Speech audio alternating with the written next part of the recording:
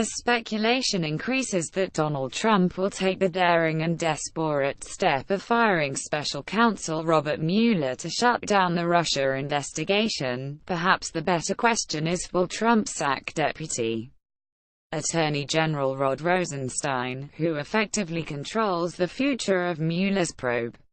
To that end, word is leaking out that Trump is bad-mouthing Rosenstein to colleagues and denouncing him as a threat. Trump has complained that Rosenstein has shown insufficient accountability on the special counsel's work, The Washington Post reports. A senior official said Trump mocked Rosenstein's recent testimony on Capitol Hill, saying he looked weak and unable to answer questions. Trump has even claimed Rosenstein is a threat to his presidency. Perhaps most absurdly, Trump has attacked Rosenstein as a Democrat. But Rosenstein, like Mueller, is a Republican. And so is former FBI Director James Comey. Yet all three men are increasingly being depicted by Republicans and Fox News as the three key players in a sprawling and partisan anti-Trump campaign.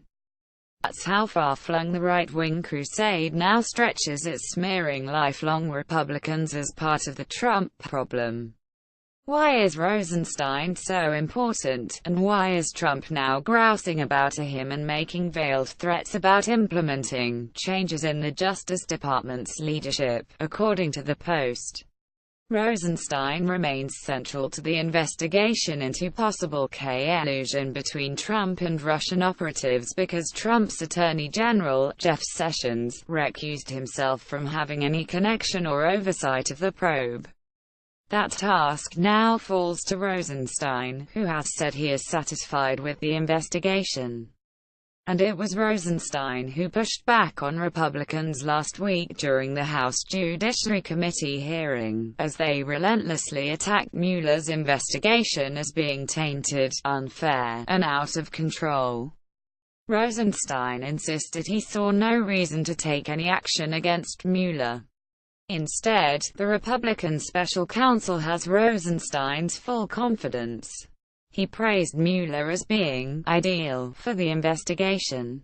If the White House does get desperate enough and decides to move against Mueller, the way the White House desperately moved to fire Comey last May, Trump would have to demand that Rosenstein take up the task of firing the special prosecutor. Mueller can only be removed from his role if Rosenstein found good cause.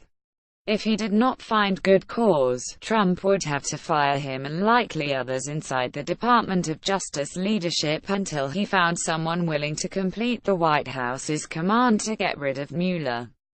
In other words, it would be another stunning Saturday Night Massacre scenario from the Richard Nixon era, when the crooked Republican president had to go down the chain of command at the Department of Justice before he could find someone willing to fire Watergate prosecutor, Archibald Cox. Judge Robert Bork finally agreed to do the dirty work. It's fitting that Trump's possible blueprint looks so much like Nixon's.